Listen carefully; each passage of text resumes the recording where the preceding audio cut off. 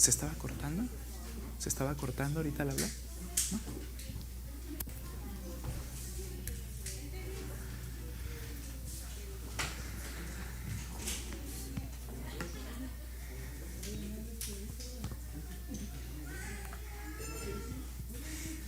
Muy bien, en lo que los pequeños pasan, los más grandotes nos quedamos. Y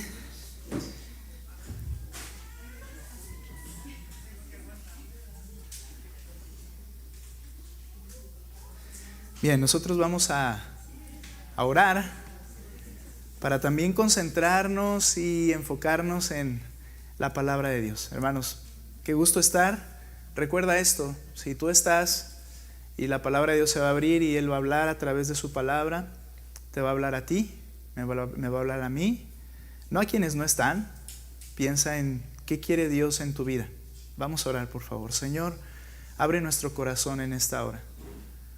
Te ruego, mi Dios, que quites esa dureza de nuestros corazones, cualquier cosa que nos distraiga, cualquier cosa que provoque que este corazón sea insensible a tu palabra, cualquier pecado, mi Dios, que sepamos y que no hayamos confesado, que podamos hacerlo ahora. Y te ruego que tu Espíritu Santo, Señor, hable a nuestros corazones, que nos convenza, que nos ayude a entender y realmente comprender cuál es nuestra condición delante de ti, qué tú quieres de nosotros, a qué nos llamas. Te ruego por ello, mi Dios. Y te pido, mi Dios, para que puedas tú hablar a través de tu palabra y yo pueda hablar tu palabra como tú quieres que sea hablada. Te lo rogamos. En el nombre de Cristo, amén. Muy bien, hermanos, pues estamos nosotros estudiando Segunda de Pedro. Estamos en el capítulo 2 ahora y le pido por favor que me acompañe a ese texto. Allí lo vaya poniendo como un separador. No será el texto con el que iniciaremos a leer, pero si no lo tienes separado, por favor, ahí estaremos ahondando, si tienes ahí la oportunidad de apartarlo.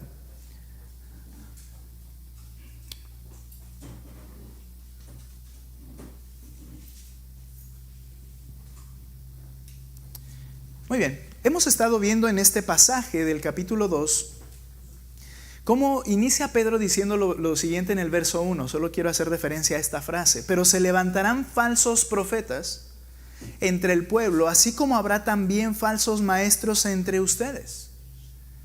¿Qué harían? Bueno, los cuales encubiertamente introducirán herejías destructoras, negando incluso al Señor que los compró y trayendo sobre sí una destrucción repentina, dice el versículo 1. El apóstol Pedro está hablando de ese tema aquí. Ahora, cuando el Señor Jesucristo estaba en la tierra, Él habló de este peligro. Él habló de lo común que sería para la era posterior que vinieran personas bajo el disfraz de ser cristianos o de ser maestros cristianos incluso y predicadores cristianos, y que era un peligro que deberían estar atentos. El Señor lo dijo de una manera en la cual cuando Él estaba en el Sermón del Monte, según Mateo, Él enseña que había maneras de identificar a estos falsos maestros. Él dice, vienen vestidos con vestidos de oveja, pero son lobos rapaces. Y sabes, desde el primer siglo la iglesia se vio amenazada profundamente. En los primeros 3 siglos se vio realmente socavada la iglesia por estas doctrinas de hombres pseudo profetas o pseudo cristianos, y con todo lo que ellos hacían dentro de la iglesia.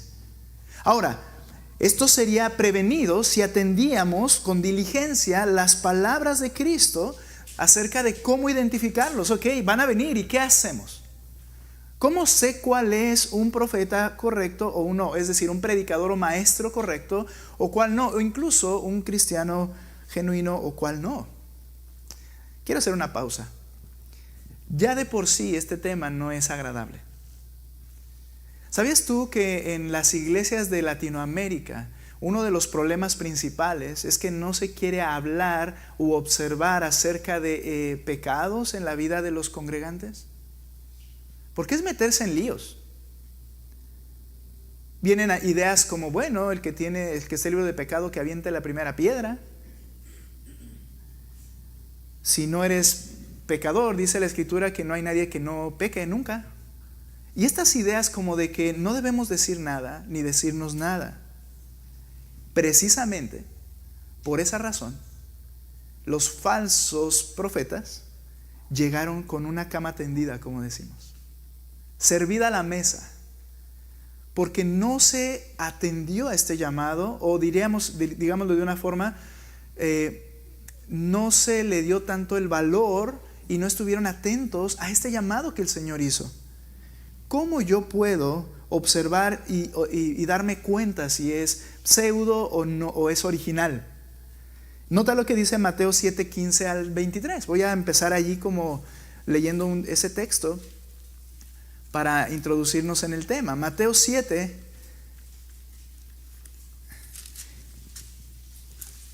7:15. Y dice el Señor Jesucristo mismo: cuídense, ya di ahí una advertencia, o sea, no debe ser negligente en esto. Cuídense de los falsos profetas, que vienen a ustedes con vestidos de ovejas, porque era la vestimenta de un profeta del Antiguo Testamento, una piel de algún animal, un cinto en sus lomos. La austeridad de alguna forma era también una de las características. Podía venir con toda la pinta de un profeta del Antiguo Testamento, pero dice el texto: pero son por dentro lobos rapaces. ¿Qué hacemos, Señor? 16. Por sus frutos los conocerán. ¿Acaso se recogen uvas de los espinos o higos de los cardos? Y tú y yo responderíamos: no. Es algo imposible. Parece muy sencillo, ¿no? Lo que está diciendo el Señor es obvio. Así todo árbol bueno da frutos buenos, pero el árbol malo da frutos malos, ¿no es cierto? Sí. Un árbol bueno no puede producir frutos malos, ni un árbol malo producir frutos buenos. Hay una incapacidad, en el ejemplo natural, hay una incapacidad de que una manzana produzca espinas. No lo puede hacer porque no es su naturaleza. Y hay una incapacidad de que la zarza produzca manzanas, porque no es su naturaleza. Así de sencillo, diríamos. Todo árbol que no da buen fruto es cortado y echado al fuego. Así que por sus frutos los conocerán. Es que no todo el que me dice Señor, Señor entrará en el reino de los cielos, sino el que hace frutos. Sino el que hace frutos. La voluntad de mi Padre que está en los cielos. Muchos me dirán en aquel día: Señor, Señor, ¿no profetizamos en tu nombre? Hacía lo que aparentemente era de un profeta. Y en tu nombre echamos fuera demonios, hacía lo que aparentemente era de un genuino siervo, seguidor del Señor, o discípulo del Señor, o apóstol del Señor incluso. Y en tu nombre hicimos muchos milagros. Y el 23, entonces les declararé: jamás los conocí. ¿Y sabes por qué? Apártate de mí, porque eres un hacedor de maldad. Frutos, obras, hacedor. Esa es la evidencia que se debe observar. Tenemos que observar los frutos. ¿Qué son los frutos? Bueno, la vida de una persona, la vida de una persona expresada en prácticas. Lo que haces, lo que dices. Esos son los frutos a los que hace referencia en este pasaje. Son las palabras y acciones las que muestran lo que no podemos ver a simple vista de una persona. ¿Qué no podemos ver de una persona a simple vista? Yo estoy viendo sus rostros, yo estoy viendo su aspecto, pero yo no sé qué estás pensando. Yo no sé cuáles son tus motivaciones, tus anhelos, lo interno. Entonces esas motivaciones y pensamientos se manifiestan por medio de sus prácticas. Jesús lo llama el corazón, que es la sede de toda intención, es la sede de los anhelos, es la sede del lugar donde tomas las determinaciones y es la sede del verdadero carácter de una persona. Tú y yo somos lo que pensamos. Y esto es muy cierto. Tú y yo somos lo que deseamos. Tú y yo somos lo que nos motiva. Ese es mi carácter. Ese es quien yo soy. Mi corazón. Cristo lo dijo en Mateo 15:19 de esta manera: porque del corazón provienen los malos pensamientos, los homicidios, los adulterios, las fornicaciones, los robos, los falsos testimonios y las calumnias, y estas son las cosas que contaminan al hombre. ¿De qué habló el Señor en Mateo 15:19? De frutos. Pero dice que provienen del corazón. Las prácticas revelan lo que hay en el ser, en la persona allí. Hasta ahora, solo en una ocasión, he prohibido a una persona para que vuelva a asistir a la iglesia. Solamente en una ocasión. Y explico brevemente el proceso para que sepa. Ay, joder, a ver, no vaya a ser que sea yo uno de los siguientes, no. Al principio, una persona nos visitó en la iglesia. Cuando yo me acerco a saludar y a hablar un poco con esta persona, obviamente tenía una apariencia honorable. De hecho, sus palabras que me dijo fueron dignas. Sin embargo, cuando yo le saludé a esta persona, me dio una historia del por qué había venido a nuestra iglesia. Es una persona que es de nuestra misma ciudad, pero va a otra iglesia. Me dio una historia del por qué había asistido a la iglesia. ¿Ok? Cuando bajé de predicar, hubo halagos de esa persona acerca de qué bien y qué cosas como estas, ¿no?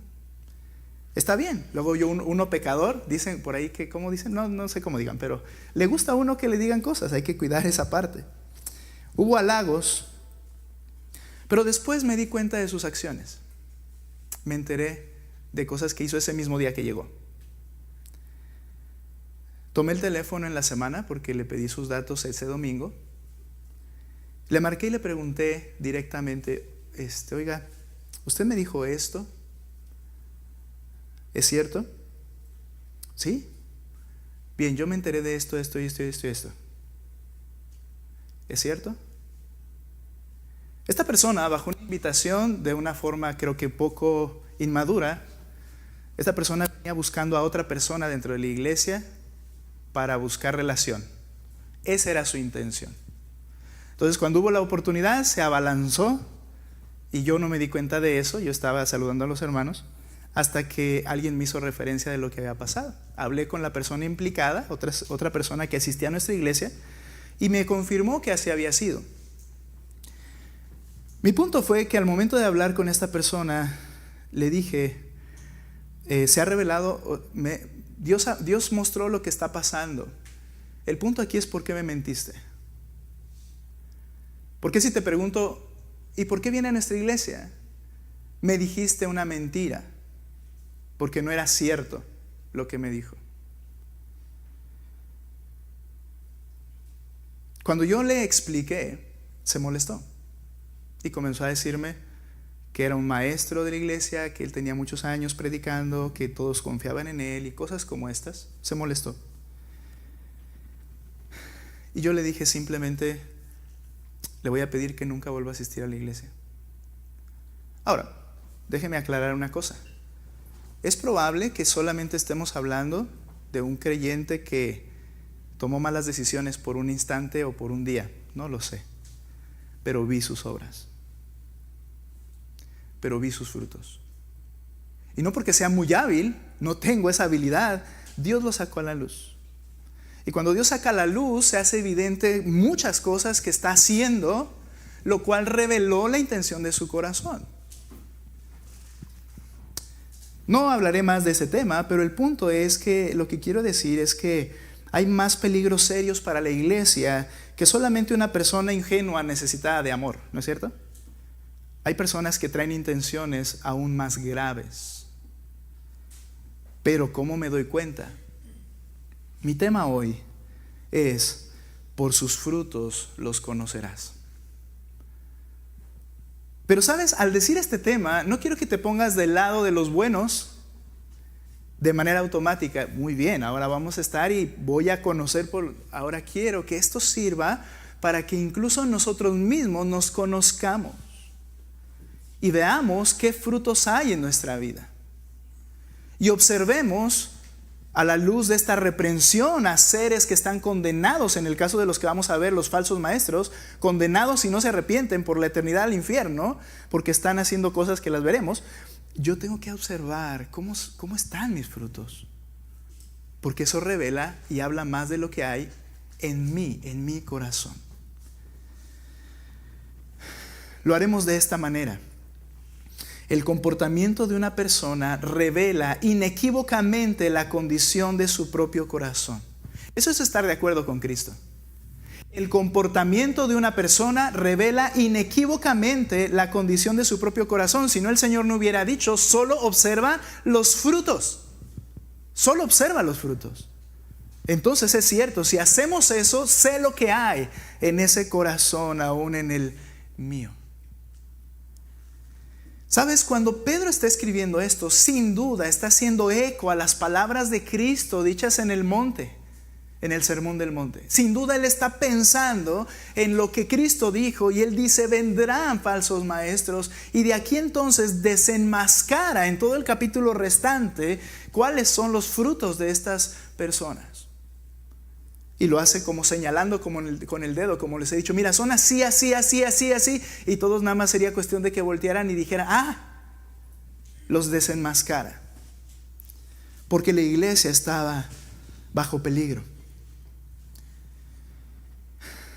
Pedro observó ese creciente grupo de personas con frutos peligrosos, que se identificaban como maestros cristianos. Y este grupo en particular tenía un nombre, eran los gnósticos. Era el inicio del gnosticismo.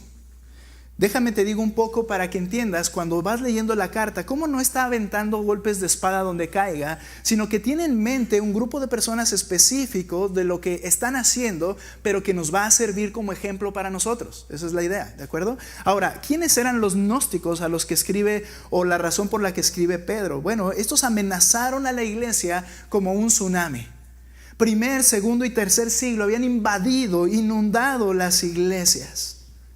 Poseían doctrinas influenciadas por filosofía griega mezclada con filosofía india, mezclada con filosofías persas, teología judía, y lo querían unir o lo unieron al cristianismo. Era una mezcla de filosofías al final. Dice la historia que para el siglo III, cuando comienza la iglesia católico romana, por llamarlo de una forma, casi todas las iglesias del Imperio Romano estaban afectadas por estas ideas. Déjate menciono algunas brevemente. La salvación se obtenía al alcanzar un conocimiento superior, que le llamaban la gnosis, y decían que solo algunos podían llegar. Decía un comentarista algo que es muy cierto: muchas de estas ideas ahora están entremezcladas con mucho tipo de filosofía. Ya no se llaman quizá gnósticos como tal, pero estas filosofías radican: si tú llegas a un conocimiento más pleno, tú eres salvo. No era por gracia, no era en Cristo, era el conocimiento. Cuidado. Segunda cosa, el alma es buena, pero todo lo material es malo. Ellos decían que el alma estaba bien pura, pero el cuerpo y lo material es malo. Por tanto, venía una segunda afirmación, que el Hijo de Dios no podía haber tomado un cuerpo humano, porque si hubiera tomado un cuerpo humano, entonces estaría haciendo el mal o practicando el mal. Por eso Juan, cuando escribe primera de Juan, dice: todo el que niegue que Cristo no vino en carne es un anatema, es condenado, porque está observando esta misma práctica de los gnósticos. Pero a la vez decían: bien, si mi cuerpo es malo, ya nací en este cuerpo, en otras palabras, vamos a disfrutar, a darle vuelo a la hilacha, mientras por medio del conocimiento yo estoy logrando estar bien con Dios. Entonces hay una dicotomía, una separación entre voy a vivir de una forma, pero mi alma está bien. ¿Notas aquí el peligro? ¿Qué estaba diciendo Cristo? No, está unido a esta idea. No puede estar separada. Siguiente cosa que quiero decirte de los gnósticos: Cerinto fue de los primeros gnósticos más influyentes en el siglo I. Por cierto, enemigo del apóstol Juan. Cuando Juan escribe primera de Juan, ten en mente a Cerinto y todo su grupo y toda la doctrina que él enseñaba, lo cual había inundado las iglesias. Entonces, recuerda esto, el comportamiento de una persona revela inequívocamente la condición de su propio corazón. Vamos a iniciar ahora en nuestro estudio de las Escrituras y voy a dividirlo en 3 aspectos o 3 frutos, los llamé así. El primero, el fruto de la arrogancia. Ve conmigo, por favor, a 2 de Pedro capítulo 2 y vamos a leer allí desde el versículo 9, donde nos quedamos la vez pasada, y nos va a servir ahí para introducirnos. El Señor, pues, sabe rescatar de tentación a los piadosos, lo vimos la semana anterior. Él es experto en librar a sus hijos y reservar a los injustos bajo castigo para el día del juicio, especialmente, dice el 10, a los que andan tras la carne en sus deseos corrompidos, y escucha esta frase, y desprecian la autoridad. Continúa, atrevidos y obstinados. No tiemblan, es decir, no les da temor cuando blasfeman de majestades angélicas. Cuando los ángeles, es decir, los ángeles santos, que son mayores en fuerza y en potencia, no pronuncian juicio injurioso contra ellos delante del Señor. La idea aquí es, aún los ángeles del Señor no están insultando a los ángeles caídos y echándoles pleito a los ángeles caídos. Ellos lo dejan todo al Señor. No hacen eso. Bueno, estos, en su arrogancia, se ponen a hablar y a definir y a insultar y a menospreciar lo que es superior a ellos. Sigo la lectura. Pero estos, como animales irracionales. Son palabras muy duras. Como un animal irracional que es nacido como criatura de instinto. Así son los animales, ¿no es cierto? ¿Y cuál es su fin? Yo luego veo a mi perrita, la Shensi, famosa perrita Shensi. Cuando se llena de pelos, parece como un osito. Y yo me la imagino en la selva. No le va a durar a nadie ni un instante. Y ella cree que es salvaje. Ella se lanza a los leones o a los perros más grandes. Se lanza y les ladra y todo. Y yo luego digo, híjole, nada más porque no estamos en ese tiempo, pero este perrito sale y cualquiera pum y se lo acaba. Dice así, como esa criatura que se cree que es algo y realmente está creada para que alguien se la trague, se la coma, la mate y se la trague. Es un poquito la idea de la creación, ¿no? Dice ahí, blasfemando de lo que ignoran. Imagínate a mi perrita ladrándole a un Rottweiler, ¿no? Blasfemando de lo que ignoran, serán también destruidos con la destrucción de esas criaturas, así como esas criaturas, sufriendo el mal como pago de su iniquidad. Hasta ahí me voy a quedar. Bien, ahora, el fruto de arrogancia. Vemos aquí en este texto el desdén de un corazón arrogante, despreciar la autoridad, atrevidos y obstinados. Blasfeman sin temor y usan palabras arrogantes. Lo vamos a ver más adelante en el verso 18. Quiero que recuerdes que principalmente, aunque se dicen ser cristianos, estas personas a las que describe Pedro, se oponen a la autoridad particularmente de Cristo. Ahora, esto no quiere decir que digan, Cristo no existe, Cristo no es Dios, Cristo no es Señor. De hecho, en el día del juicio le dirán, Señor, Señor, ¿no es cierto? Pero ¿cómo se desprecia una autoridad? No obedeciéndola. Esa es la forma. Y desprecian a Cristo, porque Cristo es el Señor. Y dice, nota por favor el versículo versículo 1, negando incluso al Señor que los compró. La idea ahí es oponiéndose a algo que Dios dice claramente en su palabra, el Señor que supuestamente los compró, pero yo voy a hacer mi voluntad. La arrogancia es pensar que yo tengo la razón por encima de cualquier persona, incluyendo a Dios. Es arrogancia. ¿Y cómo te das cuenta de que quizá estás teniendo un corazón arrogante? ¿Cuántas veces oras para saber qué debo hacer en este asunto? Por el contrario, ¿cuántas veces tomas decisiones sin siquiera consultarle? ¿Sabes? Eso es arrogante. Es muy arrogante. Como te dije, no estoy diciéndote eres un falso profeta. Te estoy diciendo que es un pecado que podemos estar practicando en este instante. Y es un pecado que caracteriza y es la forma de vida de quienes no conocen a Cristo, porque no hay nadie que los gobierne, ellos son sus propios amos.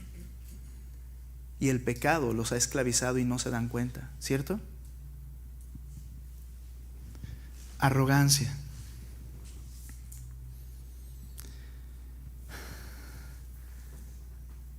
No muestran temor de los dominios angelicales y los insultaban. Y eso nunca hemos sido llamados a eso. Hay algunas corrientes evangélicos que atan y desatan a Satanás, que le insultan y que se ponen al brinco con Satanás, en pocas palabras, y no saben lo que hacen. Porque en primer lugar, a eso no nos llamó el Señor en ningún momento. Nota Judas, que Judas es casi una calca de Pedro. Nota lo que Judas, escribiendo también en contra de los gnósticos y de estas ideas que estaban abrazando a la iglesia. Nota Judas en el versículo 8 al versículo 10. No obstante, de la misma manera, también estos hombres soñando, decimos ahora en nuestra época, tienen puro sueño, ¿verdad? O sea, estás fuera de tu lugar. Y dice el versículo: no obstante, de la misma manera, estos hombres soñando contaminan su cuerpo. Habla de pecados prácticos. Rechazan la autoridad y blasfeman de las majestades angélicas. Nota el ejemplo contrario. Pero cuando el arcángel Miguel luchaba contra el diablo y discutía acerca del cuerpo de Moisés, por cierto, esto no aparece en los libros inspirados, es una referencia de un libro apócrifo de los judíos, lo cual quiere decir que por lo menos esta historia es real y lo están usando a referencia.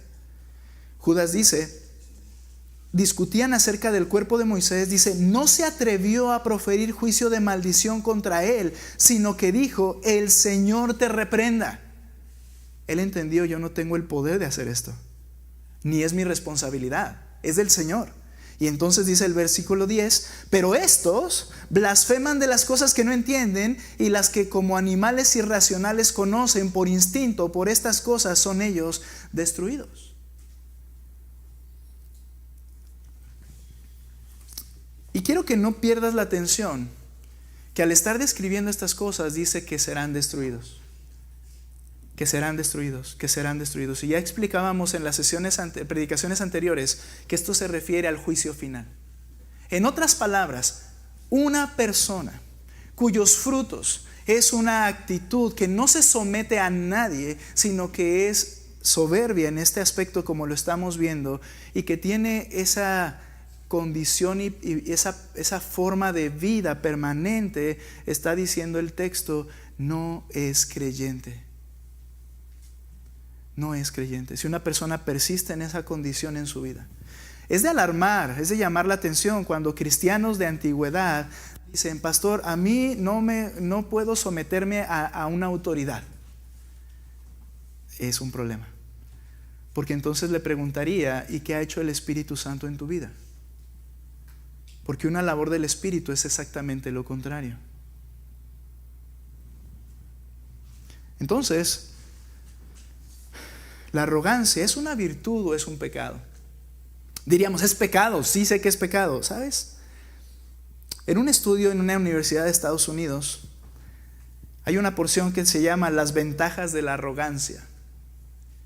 Y yo te he mencionado que a veces en las solicitudes de empleo, o cuando hacen una vacante, sobre todo en puestos elevados, si tú lees algunas de las descripciones que las empresas buscan, son algunas que tienen un tinte muy marcado de arrogancia.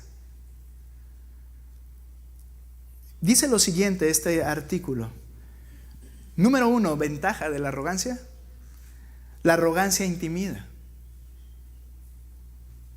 Beneficia a los que la expresan, pero no a los que la sufren. Son personas que se imponen y que por temor, ahí la dejamos. Por lo tanto, segunda cosa, los arrogantes son difíciles. ¿No es alguien con quien puedes conversar y puedes llegar a un acuerdo? Por lo tanto, se les otorga la victoria en discusiones, lo cual juega a su favor, porque ellos siguen avanzando, porque les cedes y ya, está bien. Tercera cosa, los arrogantes son dominantes. Eso trae poder y éxito para ellos al someter a otros. Escalan con facilidad porque someten a los otros que no quieren tener un pleito con un arrogante, y eso les genera éxito y victoria. Y la última que quiero mencionar, los arrogantes se creen superiores. Son capaces de convencer a los demás, pues están convencidos ellos mismos de su superioridad. Y los demás, wow, ¿cómo le llaman ahora? ¡Qué seguridad de sí mismo! Y es un arrogante. Es un arrogante que no le importa lo que los demás piensen y cree que tiene la razón, y le llamamos seguridad de sí mismo. Por eso les dije, ¿es una virtud o es un pecado? ¿Cuál es el carácter que el cristiano tiene por obra del Espíritu? Quiero que contrastes esto de este pecado de la arrogancia o el fruto de la arrogancia con 1 de Pedro capítulo 5, la carta anterior de este mismo escritor, versículos 5 al 6. Y mira la instrucción al creyente. Creyente, escucha. Asimismo ustedes, los más jóvenes dentro de la congregación, estén sujetos a los mayores. Habla de una intencionalidad de someterme a alguien porque necesito y quiero hacerlo. Y todos, ahora toda la iglesia, revístanse de humildad en su trato mutuo, porque Dios resiste a los soberbios, pero da gracia a los humildes. Humíllense pues bajo la poderosa mano de Dios, en lugar de negar su autoridad sobre mí, para que Él los exalte a su debido tiempo. ¿Y cuándo es ese tiempo? El día que Él venga por nosotros. Toda mi vida debe caracterizar por una actitud humilde al Señor, pero también a su pueblo.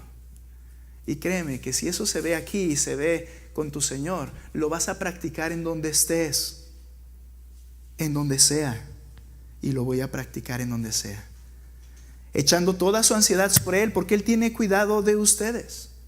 No pienses que tienes que luchar por tu posición. Simplemente colócate bajo su voluntad y ama a los que están a tu alrededor, y sométete a las personas que te rodean. Sírveles. El Señor se encargará de guardarte. Filipenses 2, 3 al 5. Dice el texto. Les espero un segundo para que lo encuentren. Y dice lo siguiente: nada hagan por egoísmo o por vanagloria, sinónimos de este fruto de arrogancia, sino que con actitud humilde cada uno de ustedes considere al otro como más importante que a sí mismo. Ese es al soberbio. Considerar a los demás superiores es dejar de ser arrogante. En otras palabras, sería matarme a mí mismo. Sí, hermano, tienes que morir. Tengo que morir a mi arrogancia. Y considera a los demás, a tu esposa, a tu esposo, como sus necesidades más importantes por encima de las tuyas. La arrogancia se ve en todo nuestro trato con las personas, quien sea, y en todo lugar en donde estamos. La arrogancia se ve en cómo compras el supermercado. La arrogancia se ve cómo manejas tu auto. La arrogancia se ve en cómo realizas tu trabajo en la empresa. La arrogancia se ve en cómo tratas a tus hijos. La arrogancia se ve en cómo tratas a tu esposa. La arrogancia, como está en el corazón, muestra lo que soy en cualquier esfera de mi vida. Revístete de humildad, dijo Pedro, y Filipenses dice, cada uno humíllese, no buscando sus propios intereses, sino de los demás. Verso 5, haya pues en ustedes esta actitud que hubo también en Cristo. ¿Por qué se reproduce en el creyente? Porque estuvo en Cristo. ¿Y cuál es la labor del Espíritu Santo? Formarnos a la imagen de Cristo. Si esto no está aconteciendo en mi vida, hay un problema, y puede ser muy grave. Si has creído en Cristo, entonces caminamos en el sentido opuesto a este pecado que está en nosotros. El Espíritu Santo es el que te capacita para producir un fruto diferente. ¿Cómo es descrito el fruto en Gálatas 5, 22 al 26? Pero el fruto del Espíritu: amor, gozo, paz, paciencia, benignidad, bondad, digno de confianza, que es fidelidad, mansedumbre, poder bajo control, dominio propio. Contra tales cosas no hay ley, pues los que son de Cristo han crucificado la carne con sus pasiones y deseos. Entonces, si vivimos por el Espíritu, andemos conducidos también por el Espíritu. No nos hagamos vanagloriosos, provocándonos unos a otros, envidiándonos unos a otros. ¿Estás creciendo en humildad y amor por los demás creyentes? ¿Estás creciendo? Cuando viniste a Cristo, este pecado no se erradicó por completo. Prácticamente ninguno se erradicó por completo.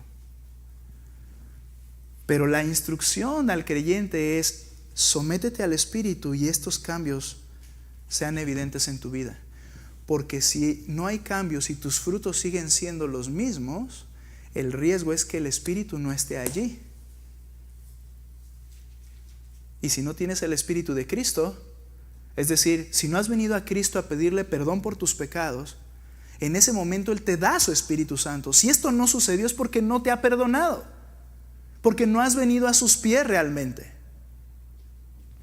Esas son las implicaciones peligrosas.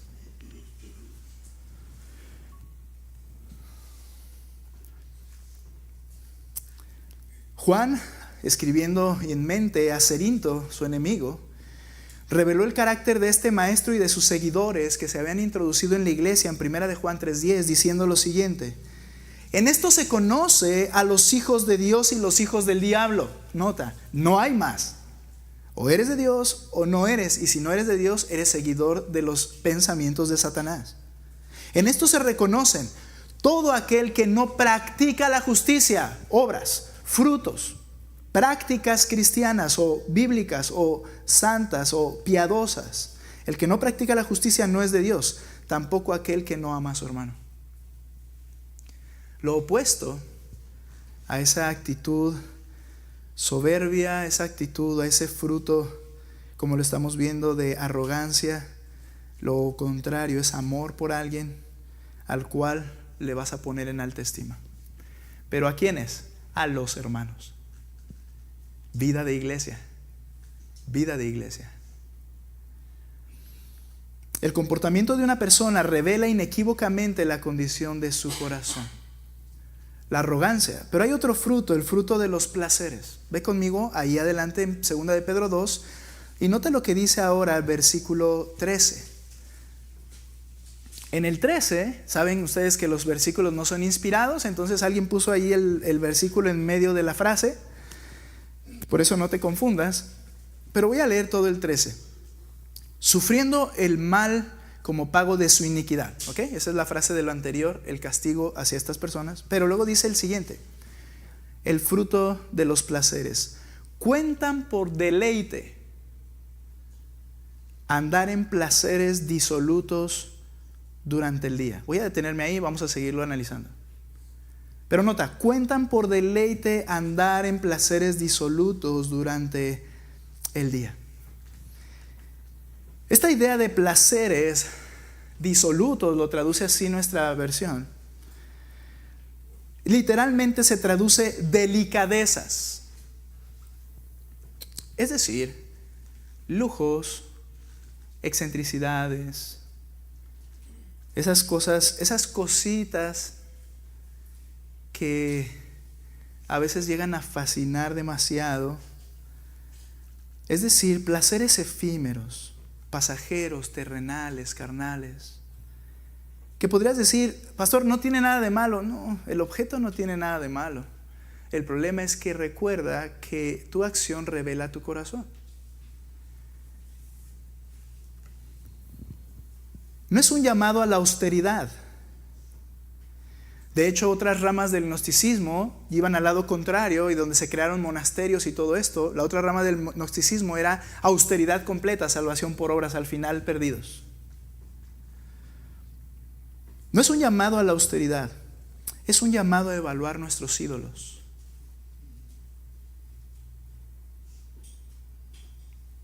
Calzado, ropa, comidas, hobbies, autos, viajes, no son pecado, pero son las delicadezas de este mundo que a muchos nos tienen cautivado el corazón. No son pecado, pero encontrar en ellos tu deleite demuestra que hay un pecado en tu corazón.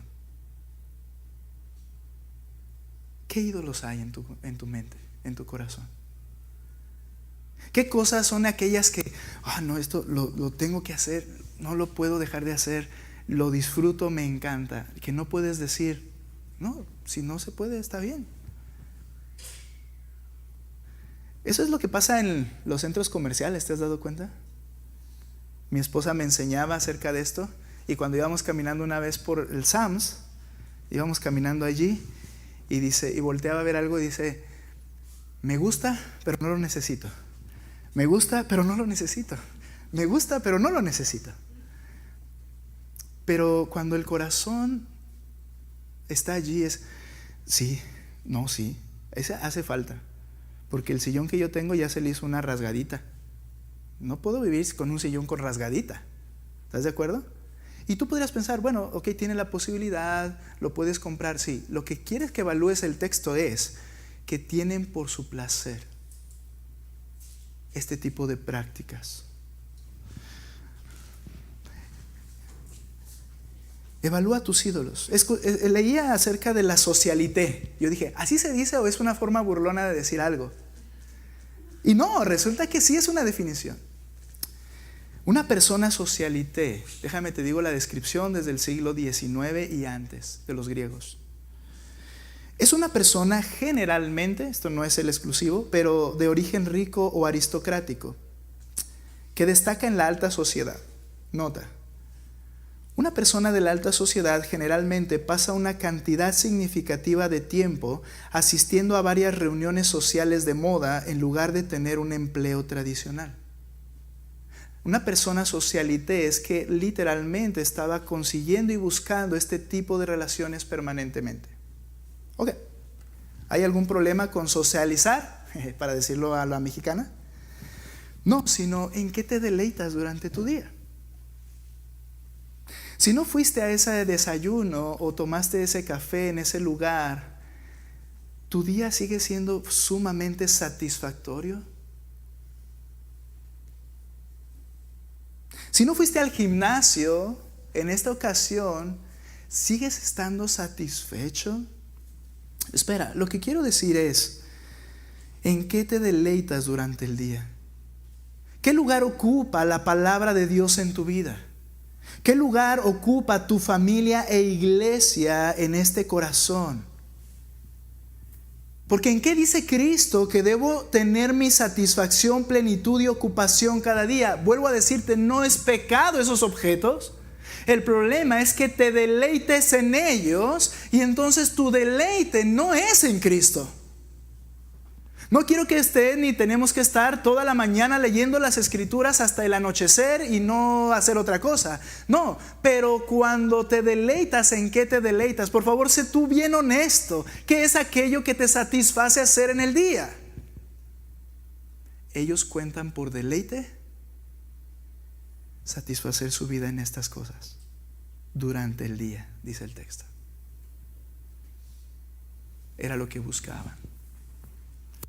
Yo no estoy en contra del Instagram ni de las hermosas imágenes que luego se ponen para motivar a la lectura, pero yo no tengo un lago enfrente, no tengo un campo, el hermano tiene una sequía muy bonita, pero yo no tengo un lago enfrente, un cordero, un ciervo a mi lado, ¿verdad? Y una Biblia allí para leerla como imagen de fotografía. No tengo eso, tengo la Biblia y tal vez tengo un cuarto oscuro, pero ¿qué es lo que te deleita? Las delicadezas. ¿Sabes? hay una idea que está en ese tiempo y ahora, dentro de este fruto de los placeres. ¿Dónde ponemos a la iglesia? ¿Sabes? Se convierte en uno de esos placeres. Escúchame, no lo estoy diciendo en el sentido correcto. Lo estoy diciendo en que este carácter busca obtener de todo lo que está a su alrededor los mejores beneficios, incluyendo la iglesia. La iglesia tiene que convertirse en un placer que logre atraer a este tipo de personas. Ve conmigo por favor a 2 de Pedro 2, donde estamos estudiando, y nota lo que dice enseguida. Cuentan por deleite, versículo 13, andar en placeres disolutos durante el día. Son manchas e inmundicias, deleitándose en sus engaños mientras banquetean con ustedes. En el lenguaje nuestro, banquetear no es ir por la banqueta o estar en la banqueta. Banquetear, la idea es comer el banquete de la iglesia. La iglesia se reunía, escuchaba la palabra, oraban juntos y comúnmente comían juntos con alegría y sencillez de corazón. Dice que estas personas, aunque están en medio y están comiendo con ustedes, son manchas, son, ¿cómo dice ahí? ¿Manchas y qué? Inmundicias, que ellos se siguen deleitando en su carne aunque están en medio de la congregación. ¿Por qué una iglesia? Pregúntate esta cosa. ¿Por qué vienes? ¿Cuáles son tus expectativas? ¿Qué es lo que buscas? ¿Te das cuenta de qué se trata al final en muchas ocasiones? Satisfacerte. ¿Qué crees que le falta a la iglesia? Yo si pido una opinión ahora, levantarían muchas manos y diría, le falta esto, le falta aquello, le falta para allá. Ok. La pregunta sería, ¿cómo te ve Cristo en medio de la iglesia? No hablo de que seamos dignos, nadie es digno, pero por medio de Cristo somos justificados y ahora delante de Él soy digno por la gracia de Cristo solamente. Pero, ¿qué buscas de la congregación? Fuimos en una ocasión, cuando fuimos a Querétaro, a un centro comercial muy famoso. Allá han hecho muchas cosas así, centros comerciales por todos lados. Y uno que muy famoso, ok, íbamos caminando por en medio, muy acá, muy nice todo allá, muy padre. Y en medio había una guaflería, ¿sí, verdad? Una guaflería, y mucha gente. Entonces los niños querían un waffle y ya nos pusimos ahí formados. En eso, no es que yo sea chismoso, pero unas personas estaban platicando allí a voz fuerte. Entonces, una le preguntó a la otra, bien, ¿y tienes poco de vivir en esta colonia? Déjame te digo, ten misericordia de mí, ¿ok? ¿Tienes poco de...? Sí, de allí compramos la casa, están habiendo muchos lugares privados y muy acá, ¿no? Pero entonces, compramos la casa, estaba explicando ya, X. ¿Y qué te pareció la iglesia? Cuando oí eso, ¡pum!, mis antenitas de vinil se pusieron, ¿qué estaban diciendo? No, pues estamos buscando una que quede cerca y llegamos a esta donde ellos venían de la iglesia. Ellos, todos ese grupito de mujeres venían de la iglesia. ¿Y qué te pareció la iglesia? Solo quiero describirte un poquito el concepto de iglesia. ¡Wow! No. Desde que llegué, todo súper. Maravilloso todo lo que se hace, me encantó todo, bien padre. Desde que entré, como que hice un clic y todo lo que había, y yo no escuché. Obviamente, quizás si Dios te reta, no vas a decir ahí, no, hombre, el Señor me habló de mi pecado, que es tal. No, pero esas son las cosas que se buscan de una iglesia, que satisfagan un área placentera para ti. ¿Sabes cuál es el problema? Que esto convierte a los miembros o a los asistentes en consumidores de iglesia. ¿Solo quieres consumir? ¿Y sabes una cosa? Donde te ofrezcan lo que más te gusta, esa será la mejor iglesia para ti. ese no es un problema de la iglesia, es un problema de tu corazón.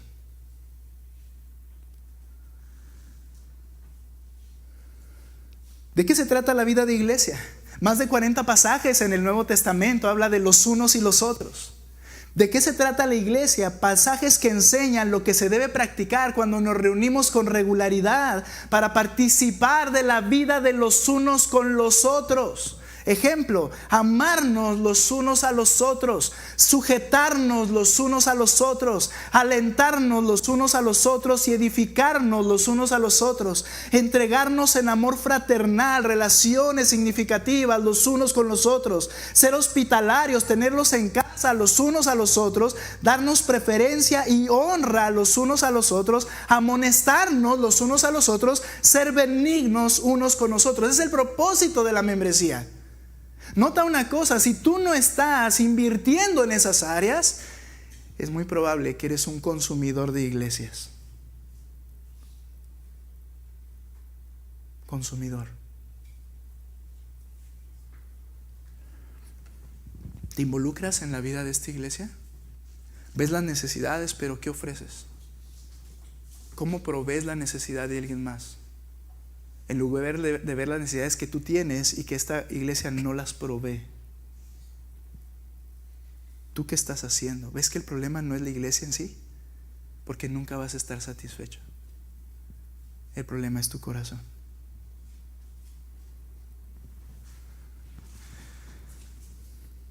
¿Tienes mentalidad de qué voy a obtener en lugar de cómo me voy a entregar? Estás consumiendo. Y eso hace que la iglesia le sea pesado. Tener que pensar en quedarte para que tú puedas estar. Tener que pensar qué tema entregarte para que tú te sientas cómodo o cómoda porque ese tema no me gustó. Pensar en cómo tiene que ser el ambiente, porque si el ambiente no está apropiado, entonces, ¿te das cuenta? ¿Te das cuenta? Bueno, estos falsos maestros estaban con la iglesia, dice, pero son manchas. Es decir, hace el contraste entre un pueblo santo que está unido en amor y manchas que están allí, que no deberían estar y que al final no estarán. Dice el Señor que se presentará una iglesia pura y sin mancha. ¿Entienden? No estoy hablando de pecadores, pecadores somos todos, ¿cierto?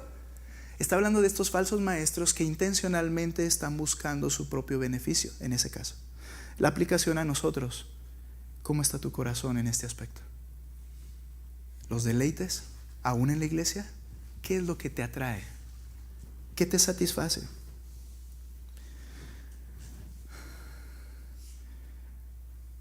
Vemos que hay ojos insaciables también, más de los placeres. Capítulo 2, versículo 14. Sigue hablando y dice, tienen los ojos llenos de adulterio y nunca cesan de pecar. Los varones que hemos estado en el estudio del pecado, ya le cambié el título, de la batalla de cada hombre, hemos hablado, hermanas, a ustedes que están aquí, probablemente sus esposos les han compartido, pero hemos hablado y reconocido que un pecado en los hombres es ojos no gobernados, los aspectos sexuales, y que llevan a muchas otras cosas. Probablemente tú te has dado cuenta en la vida de tu esposo alguno de estos pecados, y yo te animo a que le exhortes en la palabra y que le ayudes a tu esposo a encontrar otros hombres para que le ayuden a vigilar y cuidar esta área. Esta parte no va a ser tu labor, hermana. No siempre puede ser tu labor, pero es una realidad en todos los hombres. Entonces, el punto es, todos somos pecadores y de ojos cochinos. No es el punto. La cosa es que dice que estas personas tienen los ojos saturados de adulterio. Es decir, ellos están hastiados de adulterios. Solo describe a un hombre sin Cristo. Un hombre sin Cristo, el cual está harto de eso y le encanta. Nunca cesan de pecar. Esto implica que no hay dominio propio. No quiero decir que no haya creyentes genuinos que batallemos con un pecado sexual por medio de nuestros ojos. Pero entonces lo que hace el Espíritu es dominio propio. Y entonces lo que hace el de rendir cuentas con otros varones y hablar honestamente y decir, sí hermano, yo estoy luchando con eso, es que entonces yo saco mi pecado y quiero abandonar mi pecado y comienzo a caminar en el sentido contrario. Pero estas personas así están bien. Ven a las hermanas de una manera impura, las tocan de una manera impura y eran los maestros. Si tan solo la iglesia les hubiera observado un poco más. Si tan solo hubieran visto, este pastor como que está medio raro, ¿no? O sea, así se trata a una hermana. Así se usan los ojos. Pero no queremos hacer nada. Promueven sensualidad y esto es atractivo para otros, dice el versículo 18. Perdón, ahí mismo dice, están llenos de su sed de adulterio, nunca se cesan de pecar, seducen al almas inestables. Y nota el último, tienen un corazón ejercitado en la avaricia, son hijos de maldición. Vuelve a decir, no son salvos, estos que está describiendo acá. Ahora, aman el dinero. Hay una habilidad desarrollada en obtener riqueza. De hecho, el texto dice, tienen un corazón ejercitado en la avaricia. Son expertos en cómo obtener también económicamente y las finanzas. Son expertos. Creo, hermanos, que dentro de la congregación es muy importante ayudarnos unos a otros. Y si yo sé que mi hermano tiene una tiendita y yo puedo comprar en esa tiendita, yo le voy a hacer una bendición si yo lo hago. Si un hermano se dedica a una labor y yo lo contrato a él para realizarla, es una bendición. Pero lo que no está bien es cuando vengo a la iglesia como consumidor, veo a muchos clientes. Hermano, yo hago esto. Hermano, yo hago aquello. Yo soy de esto. ¿Qué estás haciendo? Está bien. O sea, entiéndeme. El problema es tu corazón. Hay personas que no vienen a la iglesia salvo cuando van a hacer una transacción financiera. ¿Dónde está tu corazón? ¿Y sabes una cosa? Estos ni lo disimulaban. Nosotros podemos disimularlo porque podemos tener pecado de avaricia. Y eso puede estar en nosotros, los creyentes. Evalúa tu corazón. Porque dice que estos maestros estaban dispuestos a ir contra el Señor con tal de obtener riqueza. Y pone el ejemplo de un falso profeta, Balaam. Nota lo que dice el 15. Abandonando el camino recto se han extraviado siguiendo el camino de Balaam, el hijo de Beor, la historia que podemos ver en el Antiguo Testamento, quien amó el pago de la iniquidad, pero fue reprendido por su transgresión, pues una muda bestia de carga, hablando con voz humana, reprimió la locura del profeta. Este no era un salvo. Si tú lees el pasaje, este era un mago, un hechicero. Este era uno de aquellos que hacían artilugios y cosas raras para lograr el favor de los dioses. Y Dios soberanamente usó a este perverso hombre para traer un mensaje genuino. Pero ¿qué era lo que él quería? Y cuando le dice a los siervos del rey que mandó, mira, si tú me maldices a Israel, les voy a dar mi casa y muchas bendiciones. No, yo no puedo a ir en contra del Señor, aunque me des toda tu casa. Y hace el énfasis en la riqueza. En realidad le estaba subiendo el precio, pero no puedo hacer nada. Después nos describe el Antiguo Testamento cómo al final sí recibió un pago. Porque al final, aunque no logró convencer a Dios, que era su idea, de que maldijera al pueblo de Israel, al final él dio un consejo. Mira, rey, haz que tus mujeres vengan y les dancen a estos, y los ojos de adulterio van a caer y Dios los va a maldecir. Dicho y hecho. El rey implementó esa astucia. Los hombres se mezclaron con estas mujeres. Vino el juicio de Dios contra Israel y Balaam recibió su pago. Razón, viene el ataque de Israel y uno de los que asesinan es a Balaam por su pecado contra Dios. Amó más lo que iba a obtener que a Cristo o que a Dios en ese momento. Wow. Evalúa tu corazón en cuanto a las riquezas. ¿Cómo están influyendo las riquezas tus decisiones? Cristo dijo algo que es inamovible: nadie puede servir a dos señores, porque aborrecerá a uno y amará al otro. Y luego aclara a qué se refiere: o apreciará a uno y despreciará al otro. Ustedes no pueden servir a Dios y a las riquezas. ¿Sabes? El ofrendar es un acto en el cual tú estás diciendo: tú no eres mi Dios, dinero. 500 pesos, tú no eres mi Dios. Mi Dios es el que está en el trono. Y yo me desprendo generosamente. La iglesia no es dinerista.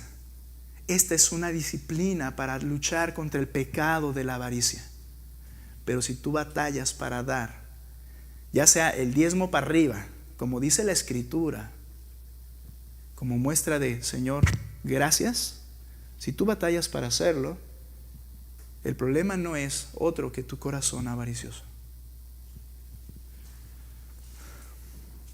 El comportamiento de una persona revela inequívocamente la condición de su propio corazón. Hemos hablado de la arrogancia, hemos hablado de los placeres, y aquí hablamos de varios. Pero ahora quiero terminar con un fruto: el fruto de la arrogancia, fruto de los placeres y un fruto artificial. Ve conmigo al 17 y vamos a ir ya acercándonos al final. Mira lo que dice el 17. Estos son manantiales sin agua. Qué contradicción. ¿Por qué se llama manantial? ¿Por qué se va a llamar manantial si no tiene agua? Bueno, así es de contradictorio la vida de estas personas. Dicen, pero no son. Manantial implica que está brotando agua, pero sin agua. Luego dice el texto: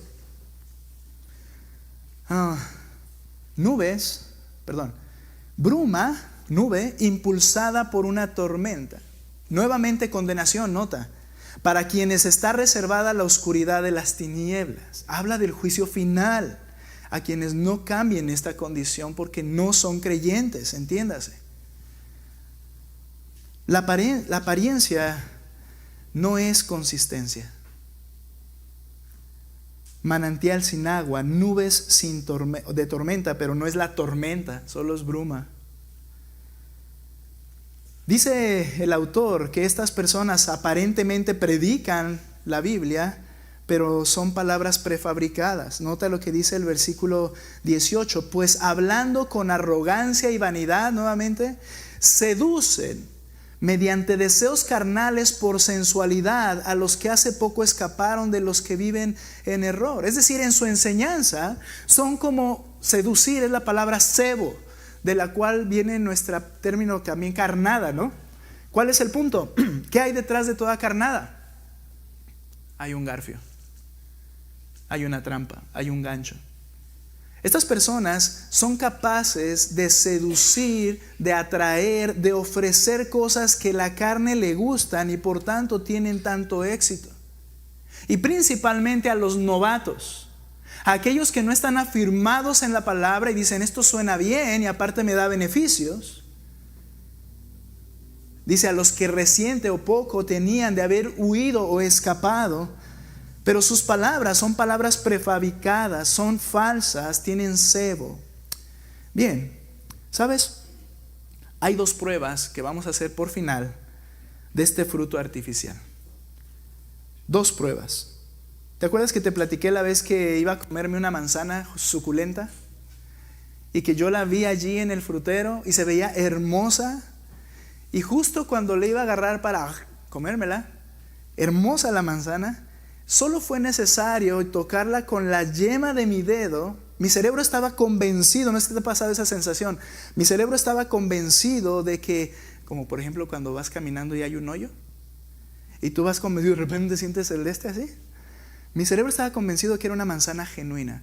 Cuando yo solo rocé, solo fue necesario como sentir lo que era y ver que se movió sin hacerle fuerza, cuando mi cerebro dijo: no es cierto. Apariencia no es consistencia. ¿Ok? Hay muchas cosas que pueden aparentar, cosas externas que puedo practicar y puede aparentar, pero hay que hacer una prueba de consistencia. Y voy a hacer aquí dos pruebas, o voy a mencionarlas de esta manera. La primera es la prueba de conducción. No cuando vas a manejar un auto, pero a lo que me refiero es: ¿qué es lo que te guía? ¿Qué es lo que te conduce? Estas personas, mira lo que dice, hablan con arrogancia y vanidad, seducen mediante deseos carnales por sensualidad, guiados por los sentidos humanos carnales. He hecho referencia de esto en predicaciones consecutivas porque ha sido el tema. ¿Qué es lo que te guía? Los sentidos humanos carnales dicen: esto no tiene nada de malo. Me gusta. Ese es un sentido humano. A muchos les gustan muchas cosas, pero a veces es lo único que tenemos o decimos tener para evaluar las cosas que hacemos. La prueba de la conducción implica: ¿eres guiado por tus sentidos humanos o carnales? Ve conmigo a Judas, donde estábamos brevemente, y nota lo que les dice en el versículo 16. Sigue describiendo estos pseudo cristianos y pseudo profetas. Estos son murmuradores, criticones, que andan tras sus propias pasiones, las motivaciones internas, fuertes deseos. Hablan con arrogancia, adulando a la gente para obtener beneficio. Pero ustedes, amados, acuérdense de las palabras que fueron dichas por los apóstoles de nuestro Señor Jesucristo, quienes les decían: en los últimos tiempos habrá burladores que irán tras sus propias pasiones impías. Estos son los que causan divisiones. Son individuos mundanos que no tienen el Espíritu. Esta frase no es un insulto ni mucho menos, sino una descripción. Si no tienen el Espíritu, ¿qué los conduce? Solamente sus deseos. Lo que creen que es mejor y lo que no creen que es mejor. Lo que les gusta y lo que no les gusta. Lo que les beneficia y lo que no les beneficia. Los que le produce satisfacción y lo que no le produce satisfacción. Son los sentidos naturales que todo ser humano tiene para conducirse, pero no tienen el Espíritu. La Reina Valera los llama los sensuales, y se refiere a que se dirigen en base a sus sentidos, pero no tienen el Espíritu. No pueden discernir las verdades de la Escritura. No pueden tomar decisiones basadas en la palabra de Dios. No hay convicciones de: esto es lo correcto, quiero glorificar a Dios. Solo evalúan y pueden decir: bueno, esto es malo, me voy a esforzar, pero al final lo que los conduce es sus sentidos naturales. La prueba de la conducción es qué es o quién es quien te conduce. ¿Sabes? Lo que sucede es que no tienen otro recurso. Y por eso Pablo en 1 Corintios 2, 12 al 14, escúchame este pasaje, 1 Corintios 2, 12 al 14, dice el apóstol: y nosotros, creyentes, hemos recibido, es una realidad, no el espíritu de este mundo, ese ya lo teníamos desde que nacimos, sino el Espíritu que viene de Dios. Entonces, ¿para qué? Para que conozcamos lo que Dios nos ha dado gratuitamente. ¿Cómo es que entiendo la gracia del Señor a mi vida, su evangelio, la salvación y todo lo que me ha dado? Por el Espíritu que me ha dado me hace entender lo que he recibido. De lo cual también hablamos, no con palabras enseñadas por sabiduría humana, sino con las que enseña el Espíritu, combinando pensamientos espirituales con palabras espirituales. ¿Cuál es el problema? Pero el hombre natural no acepta las cosas del Espíritu de Dios, porque para él son necedad. No las puede entender, porque son cosas que se disciernen espiritualmente. No tienen otro recurso. Entonces tú le dices a alguien: mira, el Señor dice esto. ¿Un ejemplo? El Señor, una mamá hablando con sus hijos: mamá, ¿por qué? Esto pasa tantas veces. Acerca de papá, mamá: ¿pero por qué haces esto? Es que el Señor dice, hija, que yo debo honrar a mi esposo. Y esa persona, si no es creyente, ¡pum!, le bota la cabeza y dice: ¿pero cómo puedes decir eso? ¿No ves que mi papá es? O lo que sea, ¿no? Viene un consejo acerca de criar a los hijos. Viene un consejo, todo lo que es práctico en la Escritura. Y el Señor dice cómo hacerlo. Como no son los conceptos del mundo, para las personas es una locura escuchar eso. Bien, esta es la aplicación que quiero hacer ahora. No creyente, si tú te das cuenta que necesitas venir a Cristo porque tu percepción solo es lo que me gusta y lo que no me gusta, necesitas el Espíritu Santo. ¿Las verdades bíblicas te suenan chocantes? Necesitas la salvación, porque el Espíritu es el que va a hacer que esas verdades sean entendidas. Estamos hablando y a veces piensas, pues no sé ni de qué están hablando. Necesitas venir a Cristo y pedirle perdón para que en ese momento te perdone y te dé su Espíritu. Me preocupan los cristianos de años que no entienden las Escrituras, pero tú deberías preocuparte más, porque si no entiendes las Escrituras, aún teniendo tanto tiempo escuchando, es muy probable que el Espíritu no te está, porque no está ahí, no te está enseñando nada. ¿Qué te conduce? Segunda cosa, creyente. Si tú crees que eres salvo y dices yo soy creyente, ¿es el Espíritu Santo quien te conduce? ¿Cómo conduce el Espíritu Santo? No te pones en modo neutral ni en modo viaje y déjate llevar. Así no conduce el Espíritu. El Espíritu conduce en base a algo que Él ha inspirado, y lo que Él ha inspirado es la palabra de Dios, y la palabra de Dios son instrucciones precisas de qué debo hacer en cada área de mi vida. Son principios que se practican en todas las esferas de mi ser. Y ser guiado por el Espíritu es someterme a hacer lo que el Espíritu dice en su palabra. ¿Te sometes a su palabra? ¿Eres guiado por el Espíritu? ¿Oras al Señor para conocer su voluntad en los aspectos de tu vida diaria y lo comparas con las Escrituras? Una segunda prueba, la prueba del poder. Hablé de la prueba de la conducción. Ahora la prueba del poder para atender esto del fruto artificial. Mira lo que dice el 19 al 22. Por favor, cerramos ahí nuestro pasaje. Dice lo siguiente: les prometen libertad.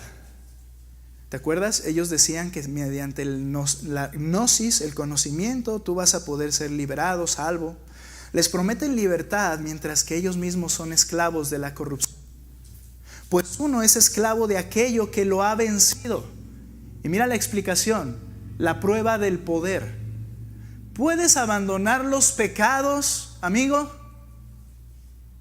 ¿Has tenido victorias sobre los pecados que practicabas frecuentemente?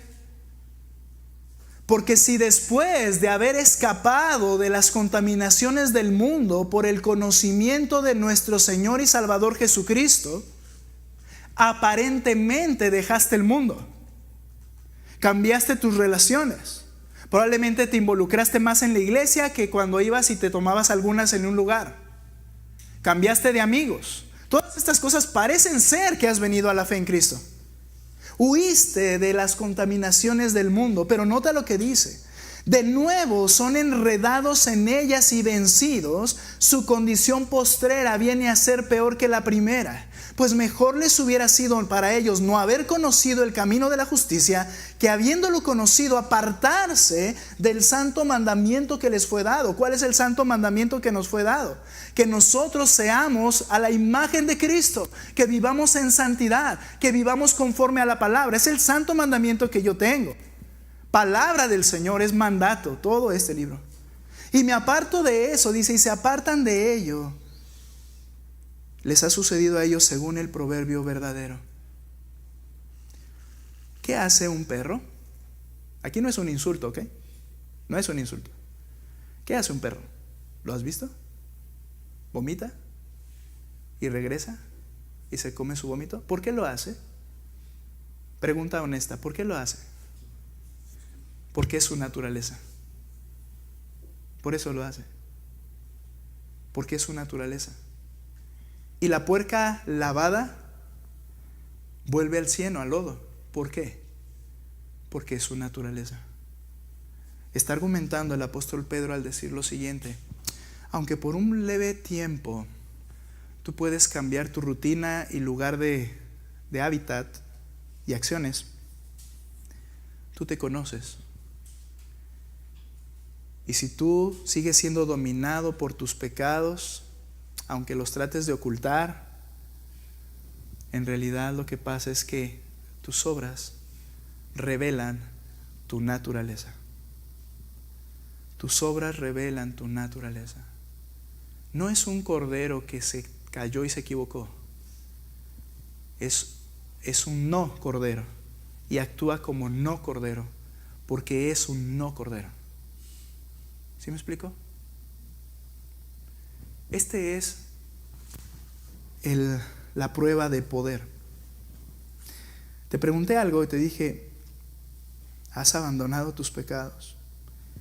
Si tú dices que no, o que has regresado a las mismas prácticas, tienes que analizar tu corazón y pedirle al Espíritu Santo, convénceme de cuál es mi verdadera condición. Como debemos terminar, ¿cuál es la diferencia entre un creyente y un no creyente? ¿Estás en Pedro? Termino en ese texto. Mira lo que dice el 1, solo para manera de observar y de entender este punto. Versículo 4 va a usar la misma palabra que está utilizando al final. Por ellas, por la gloria y excelencia de Cristo, Él nos ha concedido sus preciosas y maravillosas promesas a fin de que ustedes lleguen a ser participantes de la naturaleza divina. El final es que yo pueda ser como Cristo. Ahora dice ahí, habiendo escapado la misma idea de la corrupción que hay en el mundo por causa de los malos deseos. Hasta este punto todos parecemos igual. Nos alejamos en un sentido de lo que había en el mundo. Pero mira lo que dice el 5. Ok, ¿ya por eso quiere decir que ya recibí las promesas? Por esta razón, también obrando con toda diligencia, añadan a su fe virtud, a la virtud conocimiento, al conocimiento dominio propio, al dominio propio perseverancia, a la perseverancia piedad, a la piedad fraternidad, a la fraternidad amor. Habla de una transformación de obras permanentes. Dice, pues estas virtudes al estar en ustedes y al abundar, no os dejarán ociosos ni estériles en el verdadero conocimiento de nuestro Señor Jesucristo. Es decir, la evidencia de una vida transformada es lo que te va a confirmar que realmente eres salvo. La evidencia de una vida transformada. Porque el que carece de estas virtudes es ciego o corto de vista, habiendo olvidado la purificación de sus pecados pasados. Así que, hermanos, sean cada vez más diligentes para hacer firme su llamado y elección de parte de Dios, porque mientras hagan estas cosas nunca caerán, no fracasarán. Y de esta manera les será otorgada una entrada al cielo. Bien, lo cierro de esta manera. La seguridad del creyente es que radica en que nunca caerán. Lo que pasa es que promesa y la vida práctica, la promesa recibida en Cristo y la vida práctica son las dos caras de una misma moneda. No las puedes dividir. El que ha recibido la promesa comienza a crecer en esta vida de piedad y confirma que es salvo. No se gana la salvación, solamente hace evidente lo que es un salvo. Lo contrario, vuelven a ser enredados en sus pecados y esto se convierte en un ciclo en toda su vida. Pecan, saben que están mal, pecan, saben que están mal, lloramos quizá, pecamos en el mismo pecado, sé que estoy mal, pero vuelvo a pecar en el mismo pecado y sé que estoy mal. Y peco en las mismas áreas y sigo pensando que estoy mal, pero pienso que con sentir pesar, con eso ya estoy bien delante de Dios. El punto es que siempre estoy esclavizado en mi vida pecaminosa. La prueba del poder. Si no puedes, necesitas a Cristo. Si no puedes, necesitas al que tiene el poder. Y no soy yo, es el Espíritu Santo. El comportamiento de una persona revela inequívocamente la condición de su propio corazón. Recuerda esto, por sus frutos los conocerán. Hoy te conoces un poco más y puedes decir, gracias a Dios, porque Él obró algo sobrenatural en mí. Y Él va cambiándome de gloria en gloria, dice la Escritura. Cada vez más soy menos lo que era antes. Cada vez más soy menos lo que me gustaba antes. De gloria en gloria en Cristo Jesús. Si es así, gloria a Dios, pero tienes que seguir adelante. Y siempre estar observando tu propio corazón. Segunda cosa, ¿no has visto estas evidencias en tu vida? O creías tenerlas, pero realmente tu vida dice otra cosa. Tú te conoces, yo no te conozco. Puedes venir a Cristo. Yo cuando no era creyente y decía, Él no me va a aceptar porque ya lo engañé durante muchos años, entendí que no hay pecado que Él no perdone. Pero si tú sigues rechazando a Cristo, ese es el pecado que jamás será perdonado. Tienes que venir a Él y Él te perdonará de todo lo que hayas hecho.